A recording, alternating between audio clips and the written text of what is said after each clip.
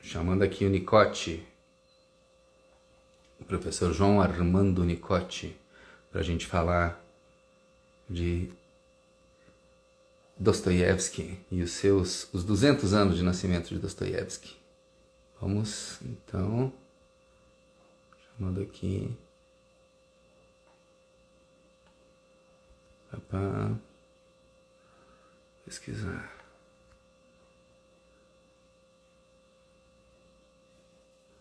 Tá aqui.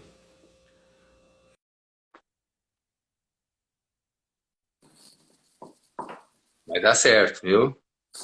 Estamos aqui de novo. Vamos lá, de novo. Ó, Nicote, se cair muito hoje, a gente faz outro, viu? Tranquilo. Tá, tranquilo. Às vezes o Instagram tá meio instável e a gente tem aí, faz em outro momento. Mas vamos lá, vamos seguir então aí o teu fio aí de raciocínio. Certo. Então, o que é importante também é que além dele estar trabalhando em nível de outros gêneros dentro de um mesmo gênero, por exemplo, a gente pega alguns livros que não sejam contos necessariamente ou romances dos conhecidos, Sim. mas Sonhos de Pittsburgh, tá? Uhum. Sonhos de Pittsburgh, em verso e prosa. É difícil uma classificação de gênero, porque além de ter a ficcionalidade, tem o elemento jornalístico ali. Então veja Sim. que o Dostoiévski Ele está misturando. exato, ele se comunicou muito com a questão do jornalismo, com a crônica. Sim. E veja Ele que lia 8 jornais por dia. Exatamente, 8 periódicos, fora os dois Ele criou. com o irmão Mihail em 1861 e 64, Vremya e o Época.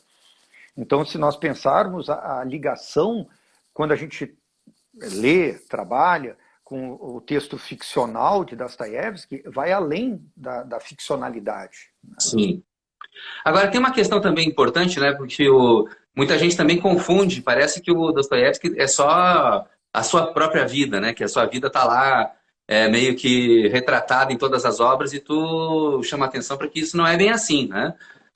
Elementos como a epilepsia, por exemplo, né? E outros que parecem né, autobiográficos, na verdade são né, visitados de outra maneira, né? Como é que acontece essa ficcionalidade da vida e as outras relações aí com, né, nesse processo de modernização, né, da literatura que passa por Dostoiévski também, né? Exato. Ele é um autor perigoso, né? Porque ele insinua, né, propositadamente, momentos Uhum. autobiográficos na sua obra. Uhum. No Idiota, por exemplo, bem no início, tem a discussão da pena capital, né, Uhum. a relação que ele sofreu, né, quando foi preso e levado à Sibéria. Teve uma pantomima antes de execução por fuzilamento que não ocorreu. O czar, o Nicolau, primeiro ele fez um teatrinho, né, para ser Sim. benevolente. Né? Então, é um autor que flerta também com a realidade biográfica, mas mais do que Uhum. isso, a própria realidade do seu contexto social.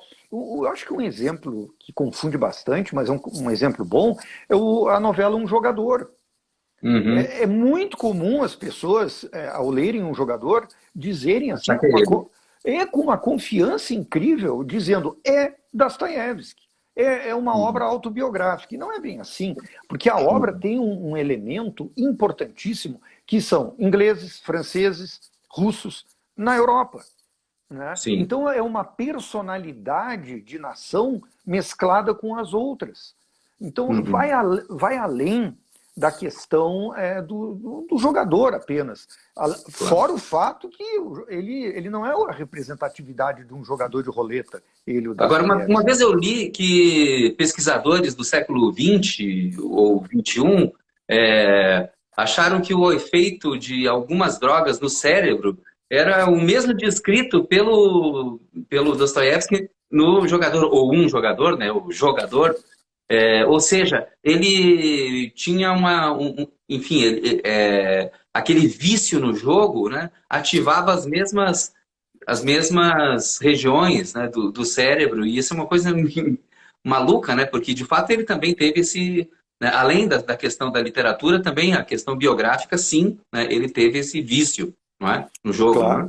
Claro, por isso que é perigoso associar, digamos, ipsis literis a alguns fatos, alguns eventos vividos pelo Dostoiévski Uhum. e procurar todo momento em sua obra. Mas Uhum. esse perigo existe, ele é difícil de ser Claro. trabalhado pelo leitor, porque há possibilidades também, em várias obras, desses elementos. Tu pega uma boa edição, uma boa tradução, que nós temos muitas no mercado brasileiro, por que nós temos várias notas de rodapé? Né? Uhum. E muitas associadas, isso era a forma de pensar de Dostoiévski, ou não era a forma de pensar, ou se Sim. aproximava de algum evento que ele participou, que foi na vida dele trágico ou não, etc. Então, Uhum. os próprios tradutores têm essa habilidade e essa preocupação em Claro. esclarecer também aquilo que se aproxima e aquilo que não Uhum. necessariamente vai ser a explicação reta e correta para um romance, ou para um conto, ou para a novela, a partir Uhum. da biografia do escritor. Agora, ele nasce em 1821, depois em 1840, ele faz, né, faz engenharia, né? Isso. Ou seja, é um engenheiro. Depois, na verdade, é uma figura que vai se envolvendo com os escritores, né? Ele nasceu em Moscou, mas ele estuda em São Petersburgo, fica, né, se envolve com o povo da literatura, traduz Balzac, né, do francês e, enfim, começa uma carreira literária, né? Como é que é isso, essa passagem aí? Tem coisas bem interessantes. Eu acho que tu já fizeste um ótimo resumo, digamos assim, do início da vida de adolescência para a vida adulta de Dostoiévski.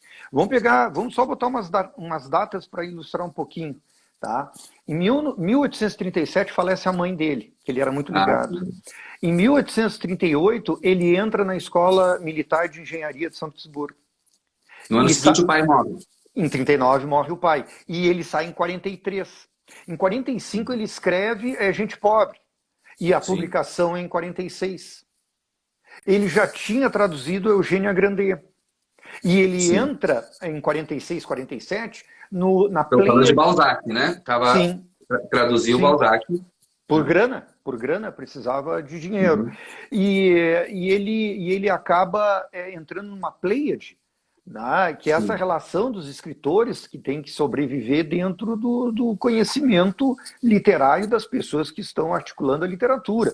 Então ele entra na Pleiade dos Panaev, que era um casal, Ivan e Avdotya sim, Panayeva, e ali ele vai ter contato com o Turgenev, o Nekrasov, sim. com o Bielinski, o grande crítico da época, né? Com o Uhum. Grigorovitch, que era o mais amigo dele, que ele conheceu na escola de engenharia. Então, a partir dali, haverá uma ruptura também com a Pleiade dos Panaev. Sim. Ele era irritável, tinha muita Ele se irritava, né? irritabilidade. Ele se levantava e ia embora. Tem até Exato. aquele livro que é do André Levinson, que é muito legal, que é a patética vida de Dostoiévski, né? Uma Sim. vida patética, uma vida também atormentada, É. E né? o amigo dele, o Grigorovitch, também, quando ele saía, continuava, mas no bom sentido, queria mostrar o que estava acontecendo quando ele já não estava na reunião. Mas esse motivador de irritabilidade, de amor próprio, excessivo, talvez, Sim, mostra uma fogueira ali dos escritores, porque tinha um Turgenev ali também. claro. Né? E outro bem. E a gente sabe depois que lá nos Demônios haverá uma Uhum. revanche muito mais tarde, né? Porque os Demônios é lá no início da década de 70, ele faz uma chacota lá com a figura do Turgenev num dos personagens. Mas o interessante é que esse desgaste com a Pleiade dos Panaev fez com que ele começasse a frequentar nas sextas-feiras o círculo de Petrashevsky. Ah, pois é. Mas antes de entrar aí, porque isso é muito importante, porque vai levar a um ponto de virada na nossa história, o pai dele é médico, né? Trabalha num hospital público e ele então tem contato com os humilhados e ofendidos e não é? Os bêbados, enfim. Como é que é isso? Isso marca, né? Bastante. Marca, mas aí ele era muito jovem, né? Sim, Claro estou que, falando assim, a questão desse olhar exato, claro, isso aí é uma construção. humano, né? Exato, não dá para eliminar. Agora, a expressão mesmo cunhada como Humilhados e Ofendidos, claro, em 61 ele publica essa novela, Humilhados e Ofendidos. Tá? Mas a bagagem vem daquela fase que ele vai passar 10 anos, 4 em Omsk, 4 em Semipalatinsk e 2 Mas em então eu vou Tver. refazer, tá? Eu vou refazer, porque eu estava falando apenas do ponto de vista assim paralelo, o nome Humilhados e Ofendidos, mas ele tem contato com essa população, ele tem contato com o povo russo de uma certa maneira, enfim, desse extrato mais, né?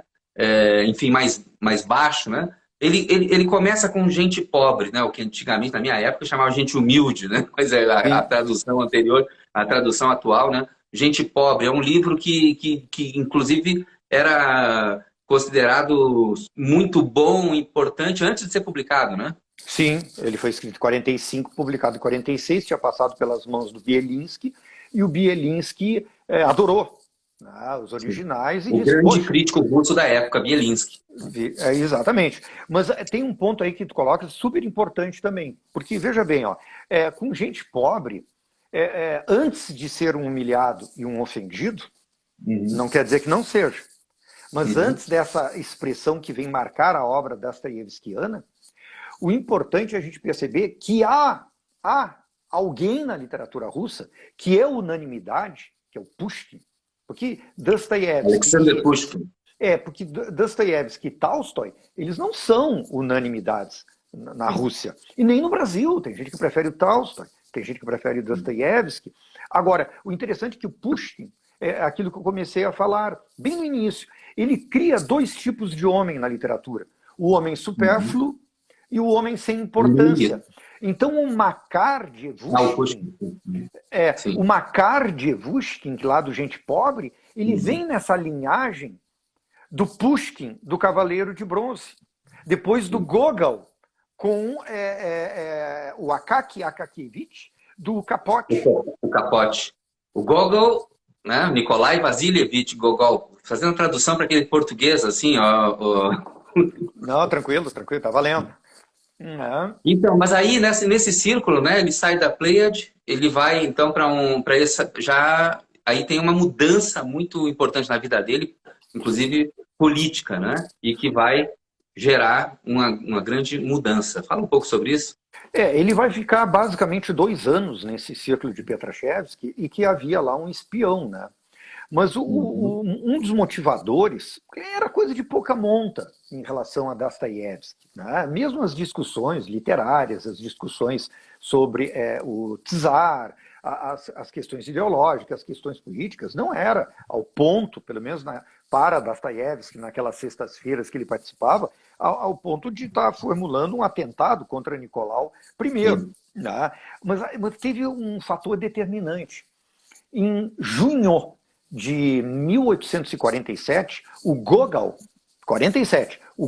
escreve um livro chamado Trechos de Correspondência entre os Amigos, e é um livro reacionário, em que ele defende o czar, e já tinha negado boa parte da sua obra.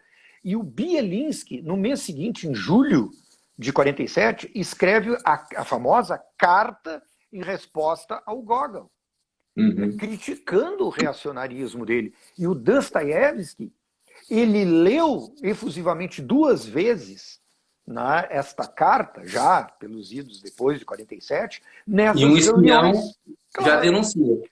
Porque o espião em si já está procurando qualquer coisa. Se tu espirrar errado, tu já entra nessa avaliação dele. Então, aí ele é preso, né? Ele espera uma condenação. Isso é uma coisa interessante, porque no Crime e Castigo, Raskolnikov também, quando ele é preso, leva quase 1 ano para ele ser levado para a Sibéria, para a sua condenação. Isso é quase autobiográfico. Ou seja, o tempo de espera. É isso que eu quero falar. O tempo de espera. Porque o Dostoiévski é preso em 23 de abril de 49. Depois, a condenação vai ocorrer só em 13, né, 23 de abril, só em 13 de novembro desse mesmo ano. Depois, dia 22 de dezembro, vai ser a execução, aquela pantomima. E aí vem o Né? teatro. Fala um pouco sobre esse teatro, porque é uma questão política importante por trás do teatro que o Nicolai, né, que o Czar faz, né? Isso, o Nicolau I, na verdade, ele queria mostrar que ele não era tão perverso assim, né? E o Dostoiévski, ele seria numa fila, eram agrupados, né? Seria o terceiro desses agrupamentos para ser fuzilado. Mas é interessante que aí ajudou a sua formação em nível da escola de engenharia militar, porque quando o primeiro que iria da fila para ser fuzilado, ele escuta a batida do tambor, o ruflar do tambor. E ele sabia da escola de engenharia que esse evento, esse bater de tambor, significava suspender no caso, a pena capital. Ou seja, não iria dar continuidade ao fuzilamento. Ele entendeu isso antes. Talvez o erro de Dostoiévski, mas como julgá-lo, né? É que ele acreditou realmente que ele teve uma nova chance de viver. Uma nova vida, né? A patética vida, a vida patética de Dostoiévski, né? Enfim, que começa exatamente com essa cena, né? Em que ele sai de um pelotão de fuzilamento, uau! Sabe, comemorando 10 anos na Sibéria. Ou seja, quem é que poderia comemorar uma coisa dessa? Mas diante da... e o contraste é interessante, porque o Petrashevski não caiu nessa. Uhum. O Petrashevski não caiu nessa, né? De que era e aí uma ele vai benevolência. Sibéria, né? Ele passa 10 anos em momentos diferentes, né? Um primeiro momento, né, fechado, trabalhos forçados, né? Fala um pouco sobre esse momento. Sim, são os 4 primeiros anos, porque, como eu falei, ele foi para a Sibéria, eles se deslocaram para a Sibéria no dia 25 de dezembro de 49. Né? É uma data proposital, né? 25 de dezembro eles estão indo. Dia 22 de dezembro foi suspensa a pena capital. E vão chegar dia 23 de janeiro de 1850. Então, esse período de abril de 49 a 23 de janeiro de 50 é que eu só simulei aquele período que o Raskolnikov leva também para ir para a Sibéria.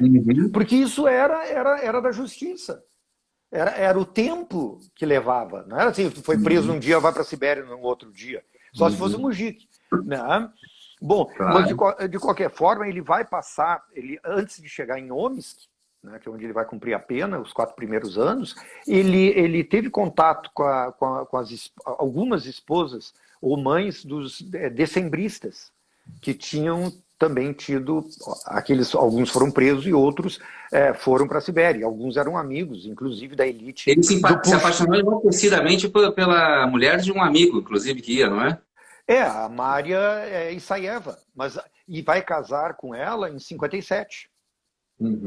E é interessante porque em 59 ele vai publicar, já no final, que daí ele já pode, a partir de 57, ele pode começar a ler, pode publicar, etc. Ele vai publicar 2 novelas maravilhosas que as pessoas às vezes deixam de lado. É O Sonho do Titio e A Aldeia de Stepantkava e seus habitantes. E nessa aldeia tem uma coisa muito interessante, porque tem um personagem, um falastrão lá, que é o Foma Fomitch, que foi valorizado pelo Julio Cortázar.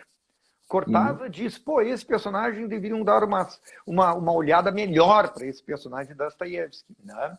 E essas 2 novelas, se algum leitor começasse por essas 2 novelas, não ia encontrar aqueles humilhados, ofendidos, becos sem saída, prédios em ruínas, escadas sujas, cozinhas abertas, suspeitas. Não iam encontrar isso, porque são 2 obras, embora com psicológico social, nós encontramos momentos hilários de riqueza de gracejo dentro da obra.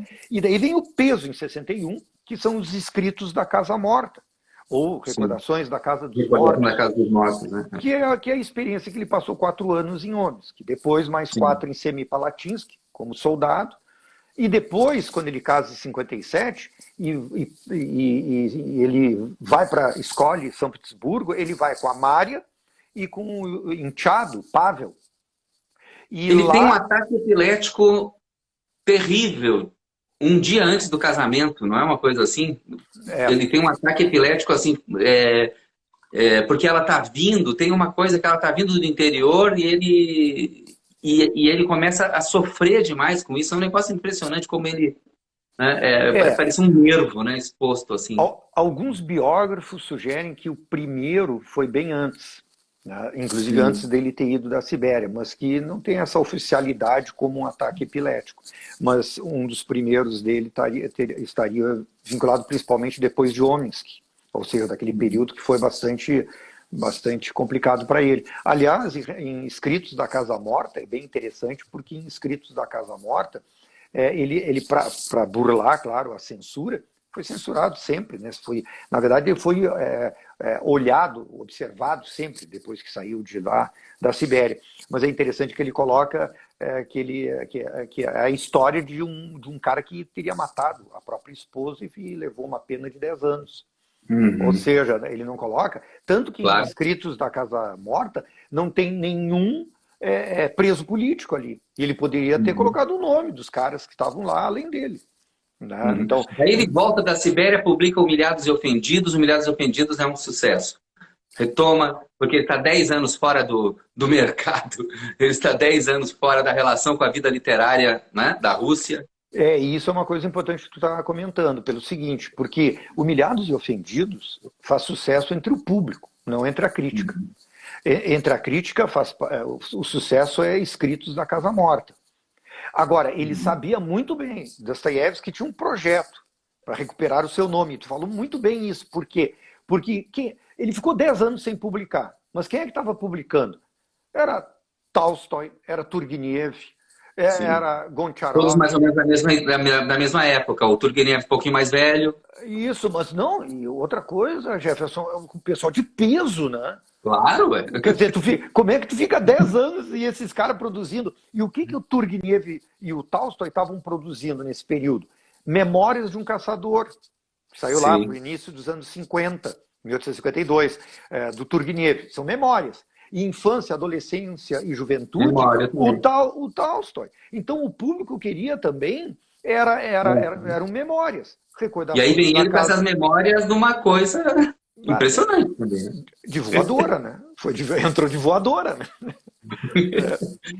E aí, mas assim, aí então nós temos aquele Dostoiévski que vai, né, tá de volta, vai para São Petersburgo, né? Ele nasceu em Moscou, mas ele volta para São Petersburgo mesmo, e aí ele começa a sua carreira literária, né? E assim, É, né, com um vigor eu, impressionante, né? eu não gosto muito de ficar dividindo fases, isso, mas Aham. é uma coisa assim, que didaticamente pode funcionar um pouco. Então, a gente poderia dizer assim, ó, de gente pobre até Nietuchka Nizvanova, que é um livro inacabado em 49, que daí ele foi preso. E lá, Uhum. quando ele estava na prisão de a Fortaleza de Pedro e Paulo, ele escreve lá Um Pequeno Herói, que é uma Uhum. novelinha que foge Uhum. também desses lugares claustrofóbicos, etc., porque passa numa fazenda de gente rica. E é a iniciação amorosa de um garotinho lá de 11, 12 anos. Mas o Uhum. importante disso é que essa fase, aliás, digamos lá, transitória, se a gente quiser chamar assim, seria um pouco ali o sonho do titio, a aldeia, Uhum. humilhados e ofendidos, escritos da Casa Morta, mas daí vem algo que é basilar, Memórias do Subsolo, Sim. que vai ser em 64, o ano da morte da Mária Issaeva, e que ele Uhum. está com a Paulina Suslova andando, peregrinando lá pela Europa. Né? Uhum. Então, e vem uma obra que, essa aí, sim, é aquilo que a crítica normalmente coloca, lá entre aspas, o ir além. Sim. E a gente pode retomar Essa o memória do início. subsolo, que também já teve tradução como Homem do Subterrâneo, né, tem outras, mas é impressionante, né, o quanto aquilo ali também está dialogando com uma literatura muito mais adiante, né, uma literatura do século XX, né? Exato, e até porque o que nós encontramos, por exemplo, é, é, na obra em seguida, ou seja, em Sim, 66. Tudo bem, em 65 teve o Crocodilo, que fala do sistema capitalista sim, na Rússia. Mas se nós pegarmos o paradoxalista, que é o homem do subsolo, e subsolo, subterrâneo, isso é porque é clandestinidade, é o homem sim. escondido. É isso, por isso que é essa variedade de traduções. Mas a gente pega o quê? O Raskolnikov, claro, é uma metáfora que eu estou fazendo aqui, é uma espécie de continuismo do homem do subsolo nas suas ideias Uhum. paradoxalistas. E o Uhum. interessante aí é que o homem, o Dostoiévski quis, pelo menos, a gente não tem autoridade a dizer que ele conseguiu dar a resposta que ele Uhum. queria, mas ele queria dar uma resposta com Memórias do Subsolo ao Que Fazer, do Tchernyshevsky, que foi um Uhum. livro pelo filósofo escrito, O Que Fazer, que depois o Lenin ia, no início do século XX, ia Sim, sim. copiar o título, pelo menos. O Que Fazer, do Tchernyshevsky, era uma resposta aos pais e filhos do Turgenev. Porque Pais Uhum. e Filhos saiu em 61, 62. O Que Fazer saiu em 62, 63. E o Memórias do Subsolo saiu em 1864. Isso é Uhum. bacana na literatura russa, não é a única, mas é Uhum. bacana porque não há conchavo entre colegas escritores. Aí é pancadaria, se nós pegarmos esses três exemplos. Alguém não, eu vou responder a uma ideia que eu não compactuo.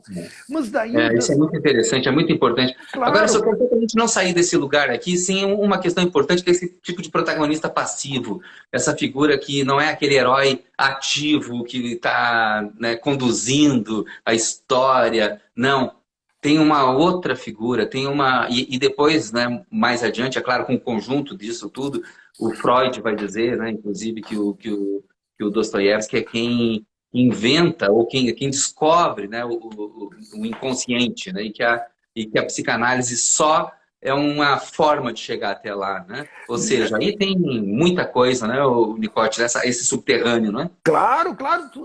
Jefferson, tu tá dando a resposta que tu mesmo perguntou para mim no início. É essa Hum. questão do dilema, da alma, do paradoxal humano, das dúvidas, né, das idas e vindas, que eu não tenho dúvida que daqui a 200 anos ele continuará sendo comemorado. Ele, o Hum. Dostoiévski. Né? Então, claro, Freud adorava os irmãos Karamazov. Né? Por quê? Porque tem uma coisa importante nessa última obra inacabada de Dostoiévski, lá em 1880, porque ela é uma síntese, não só da Rússia, como todo crítico fala, mas é uma síntese da própria obra desta, digamos, segunda fase de maturidade do próprio Dostoiévski. Nós estávamos falando do Memórias do Subsolo. A primeira Uhum. parte do Memórias do Subsolo dá conta lá dos idos de 60, 1860, a segunda 1840. Esse é o contexto dos irmãos Karamazov. Tempo presente, um agora, 1860. O passado ocorreu há anos atrás, quase o final de 1840. Então, Uhum. dialoga com Memórias do Subsolo. Tem um crime, né? E tem o parricídio. Mas mais do que isso, tem nos Irmãos Karamazov uma discussão que começou com o Raskolnikov e termina, que nem termina, com o Ivan Karamazov. Se Deus não existe, tudo é permitido. A primeira. Então, né, o quanto isso vai influenciar também, né, Nicote, a filosofia, né? Isso vai influenciar Nietzsche, isso vai influenciar Claro, uma desconstrução do edifício, né, racionalista, não que é? aparece. Exato, Quanto rebatimento isso tem, né? Hã? O Palácio de Cristal, que ele ataca no Memórias do Subsolo e que aparece, indireta e diretamente, no Que Fazer do Tchernyshevsky. Porque a ideia do Tchernyshevsky ou do Bielinski era mais ou menos o seguinte: se a pessoa está marginalizada economicamente, se tu der grana para ela e ela tiver uma vida racional, ela toca a ficha e está resolvido o problema para o bem. Pô, mas não foi isso que ele viu, né? 4 Claro. anos em Omsk. Então, essa racionalidade, esse utilitarismo, nós vamos encontrar na figura do Raskolnikov. Por isso que não deu certo a ideia do Raskolnikov. Agora, deixa eu te dizer uma coisa. Nada a ver com essa linha, mas Ortega y Gasset, filósofo espanhol do início do século, ele diz uma coisa lá na sua reflexão sobre o romance, que é a ideia sobre o romance, um livro muito bom, pequenininho assim, mas que muito interessante. Ele diz o seguinte: a história do romance é uma história de diminuição da velocidade. A velocidade do romance vai diminuindo com o tempo e com o amadurecimento do romance significa uma diminuição da velocidade, uma diminuição das ações e um aprofundamento, né, do que ele chama de uma psicologia imaginária. Não é a psicologia que a gente tem, né, enfim, científica, ou enfim, ou uma área do conhecimento. mas sim ficcional mesmo, né? E ele diz o ponto alto do amadurecimento do romance, que significa o ponto alto da diminuição da velocidade do romance, é Dostoiévski. Como é que tu vê essa... Olha, se eu entendi bem o que tu está colocando, né, porque é bem complexo, né? Se eu entendi bem, claro, vamos pegar os calhamaços de Dostoiévski.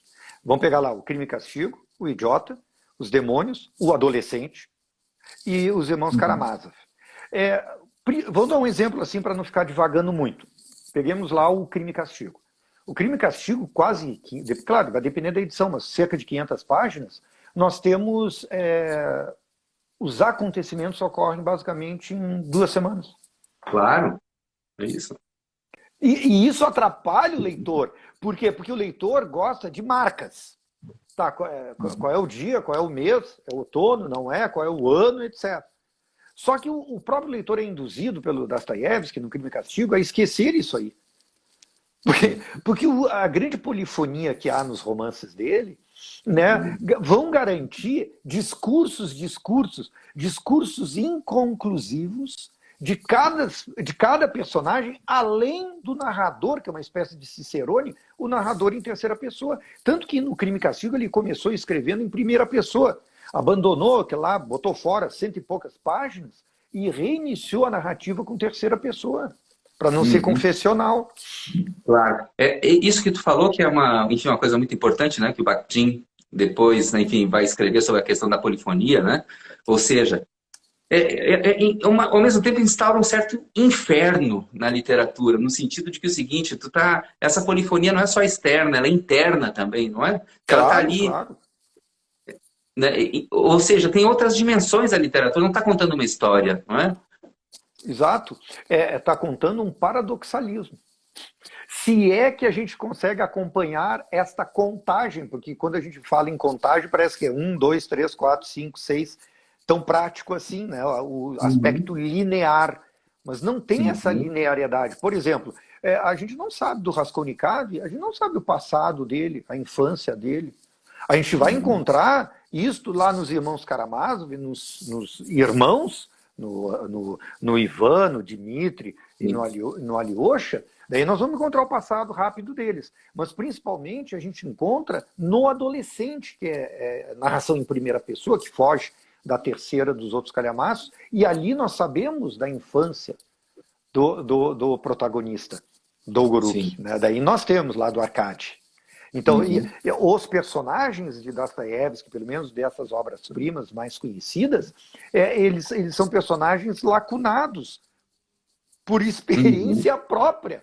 Não só de forma filosófica a pensar, como a forma do leitor procurar uma investigação do passado deste personagem. Ou seja, tem uma participação do leitor, né, que é essa questão de um tipo de texto que não julga, é um texto que apresenta um mundaréu de coisas absolutamente contraditórias entre si, né, embora o Dostoiévski tenha, né, uma visão muito religiosa, né, mas o interessante é exatamente que essa polifonia vai gerando uma ideia, e aliás isso tem a ver com o amadurecimento do romance, né? No meu entendimento pelo menos, mas um amadurecimento, uma modernização do romance como um instrumento que abandona aquele narrador monológico, né? Aquele narrador que diz as coisas e o outro como pega na mão do leitor, né? Quer dizer, o leitor meio que infantilizado pelo narrador, né? Enquanto que ele, né, estabelece esse narrador como tu disse, né, com lacunas, inclusive, porque tudo tem lacunas, o narrador também tem lacunas, né?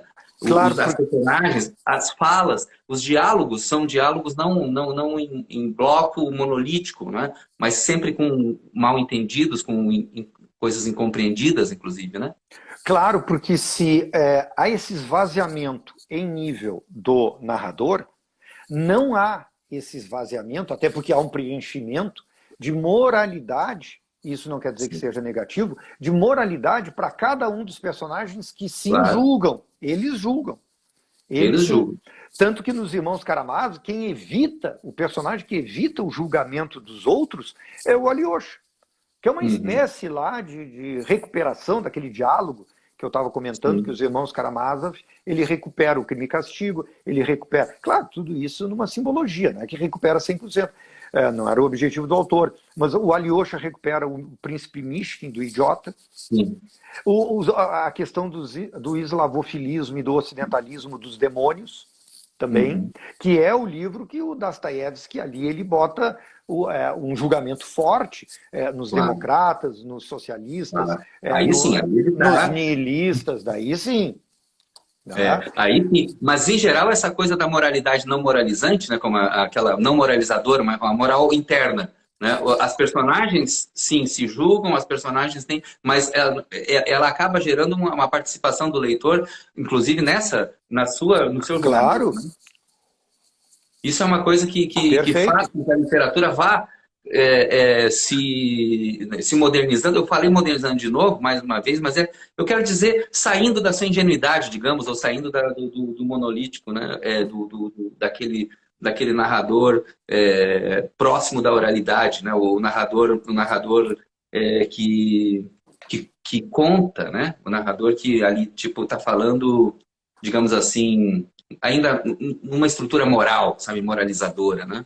Sim, que já é detectável na primeira linha.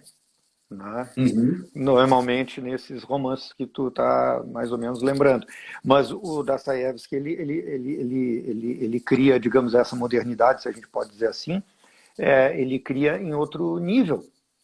Por isso que eu acho que ele vai ter muitos anos pela frente de comemoração e as suas efemérides, porque ele é muito próximo. Eu não sou sociólogo, eu não sou psicólogo, eu não sou psiquiatra, enfim, eu sou professor de literatura e leitor.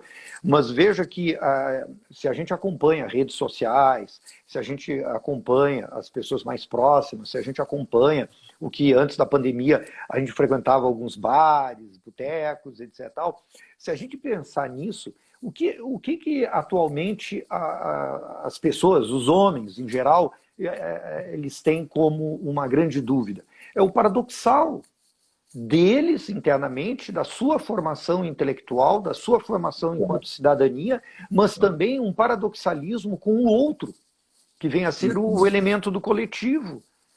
Que isto aí já estava imbricado lá em Dostoiévski. Uhum. Eu talvez esteja insistindo na coisa de modernizador, mas no sentido de não de saída de uma certa tradição, assim, né? De uma certa tradição, digamos, mais de um romance que julga, de um romance que conta, né? Claro, claro. E tanto que ele, ao sugerir esse tipo de ruptura, de quebra de paradigma para o século XX, para o século XXI, não só em nível da ideia, como em nível da estética, pena que nem todos olharam atentamente para escrever as suas obras ficcionais. Claro. Porque daí acaba Então, caindo no que tu está falando. ele nasceu no mesmo ano do Flaubert, né? Ou seja, que é, Embora quem mais trocava correspondência com o Flaubert era o Turgenev, né? Tinha sim, uma relação muito próxima. Né? muito Bom, o próxima, né? Turgenev morou 30 anos, né, em Paris, né, na França. Então, e tinha inclusive essa coisa meio francófona né? E os eslavos que meio que torciam o nariz, né? O ocidentalismo e o eslavofilismo, que começa sem muitas consequências lá em Pedro Grande, no século XVIII, mas depois, no século XIX, vai ser uma briga de... Não vou falar de foice, porque não tinha ainda, né, mas é uma briga ferrenha. Né? E isso aí. E se a gente estudar um pouquinho mais a fundo Dostoiévski, ele era ocidentalista mais jovem. Depois Sim. ele se torna um pouco eslavófilo, mas um pouco não, Tem bastante. uma coisa Mas religiosa que acontece com ele, o Nicote, depois da condenação, ele meio que acha que aquilo ali é uma bênção, é algo que... E aquilo ele relaciona com o próprio... a bondade do czar, e que aquilo é uma certa... um paternalismo positivo para a Rússia. sim, mas é interessante porque mesmo ele um tanto eslavófilo nessa fase de maturidade, nos demônios a gente não pode garantir tanto esse eslavofilismo dele. Sim. Não estou dizendo que não possa fazer essa leitura, mas não dá para dizer é eslavófilo e fecha a discussão. Agora, o que tu fala é uma coisa muito importante, porque, querendo ou não, o homem Dostoiévski era religioso. Mas isso não significa que a sua obra seja religiosa, mas as pessoas, muita gente, continua afirmando e querendo analisar a obra de Dostoiévski naquele mesmo passo de Sim. que vou ler Dostoiévski como autor religioso. E tem muita Uhum. obra, muito artigo, muito texto sobre isso. E eu acho, quem sou eu também, é um palpite humilde que eu estou dando aqui, mas eu acho que isso tem que ser revisto. Porque senão a gente percebe, quem não gosta de Dostoiévski sai metralhando dizendo assim, eu não gosto dele porque ele é religioso. Não, mas eu Sim. quero discutir a obra de Dostoiévski. Mas essa questão é uma questão também difícil no sentido assim a coisa que é a obra, né? A obra de um autor se confunde com a vida e tal, e às vezes a leitura meio apressada não é uma leitura da forma, não é uma leitura ficcional exatamente, né? É uma É, leitura que tá ali, é uma leitura que está mais buscando o assunto do que a forma, né? Do que o se tu, tratamento. se tu já abre uma obra de ficção, que é arte, se tu abre Sim, uma aquilo obra que de não é arte. ficção, se tu abre já com um olho na vida do autor antes da primeira página, tu já está Sim. te autoinduzindo a fazer alguma leitura. Não quer dizer que a bagagem literária ou de biografia dos autores não estão valendo, mas foi aqui o papo inicial que nós estávamos fazendo. Ou seja, Dostoiévski é um cara perigoso nesse aspecto. Tu Claro. querer pegar a biografia dele e ajeitá-la nos seus livros. Uhum. Ô, Nicote, faz um mapa aí rapidinho. O que seriam grandes pontos de entrada para a obra do Dostoiévski? Olha, eu diria assim com bastante tranquilidade, de que quando tu lê mais que uma vez a obra de Dostoiévski. É, uma das coisas que é bem fácil da gente compreender. Se a gente pegar o realismo do século XIX como teoria, e vários autores seguiram essa teoria, o importante era enxergar o personagem, né, dentro de um contexto social. Era isso. Uhum. Não quer dizer que Dostoiévski não faça isso, porque senão a sua obra não teria essas críticas sociais. Mas ele vai além disso. Ele quer saber quem é esse personagem. Uhum. Ele não está satisfeito só de olhar esse personagem dentro de um contexto. Uhum. O desejo dele é saber, não, só um pouquinho.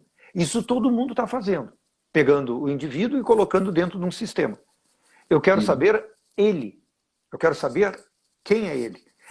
Mesmo lá em Gente Pobre, que é a primeira obra dele, o Makar faz uma pergunta genial. Que botas eu vestirei amanhã? Ele está preocupado com esse destino que é cravado como inexorável. Uhum. Né? Então é isso, o ir além de Dostoiévski não é apenas filosófico, metafísico, religioso, autobiográfico, não é só isso. Tem uma discussão muito forte. É o personagem que ele não sucumbe ou não está amarrado dentro de um sistema. Claro. Ele deseja romper limites ou fazer esse teste. E eu acho que é isso que acontece com a nossa sociedade moderna ou o Uhum. pós-Dostoiévski. Ou seja, Uhum. as pessoas querem testar até onde é possível eu ir. Uhum. E às vezes se quebram. Uhum. E às vezes se quebram. E Dostoiévski enxergou isso. Um dos pontos principais. Por que eu gostaria de ler Dostoiévski? Eu gostaria de ver qual é o limite que pode ou não ser quebrado por este protagonista ou por este personagem. Eu acho Uhum. que é isso que vai fazer com que Dostoiévski seja comemorado daqui a 500 anos, 400, 200, etc. Maravilha. Olha só, no outro papo de escritas ninja, a gente tem que falar sobre Anton Pavlovich Chekhov, né? Que é uma Maravilha, figura maravilha. Maravilha. absurda, né? Exato. E olha só, o Nicote, a gente está indo aqui para o final. Eu quero agradecer muito a tua presença, a presença de todo mundo aqui nesse nosso primeiro papo Escritas Ninja. E olha, gente, sigam lá o nosso recém-criado Escritas Ninja, @Escritas Ninja, aí no nosso Instagram, que a gente tem lá, né, uma, um canal para tratar de livro, leitura, literatura. para tratar sistema literário brasileiro, para trazer à tona assuntos que são importantes e que às vezes são invisibilizados, né? Ligados a esses temas. Também a literatura e a sua relação com outras áreas. A gente já fala de literatura e matemática, literatura e direito, literatura e arquitetura, literatura e tudo. Ou seja, a gente está colocando aí a conversa sobre escrita na relação com diversas outras áreas, porque nos interessa fazer essa conexão, e eu acho que é importante a gente ver que discursos, que narrativas, que escritas também, né, a gente observa, né, e como que a gente faz para desenvolver, né, né, e desenvolver mais, né, esse tema e também, né, de fundo a questão do sistema literário brasileiro, né, que é uma coisa que nos interessa. A gente conversou aqui já com todo mundo, não, mas muita gente, porque está recém começando, tá? Está recém começando, mas pessoal da política cultural ligada ao livro, à leitura, à literatura, bibliotecas. Então é muito legal que vocês participem, que vocês, né, acompanhem o nosso canal. E todas as quintas-feiras tem aqui, então, o nosso papo de escritas ninja, em que a gente discute esses temas. Para tu dar um tchau para nós aí, Nicote, um tchau, até logo, para a gente, para nossa turma aqui. E, mais uma vez, agradecer muito a tua presença. Muito obrigado pelo convite, obrigado pela oportunidade. E dar um tchau aí em russo, пока, para todos que estão nos assistindo, e que esse papo foi excelente contigo. Gostei muito. Muito obrigado, hein? Maravilha! Beijos e beijas, e até a semana que vem, então, aqui no nosso Papo Escritas Ninja. Valeu!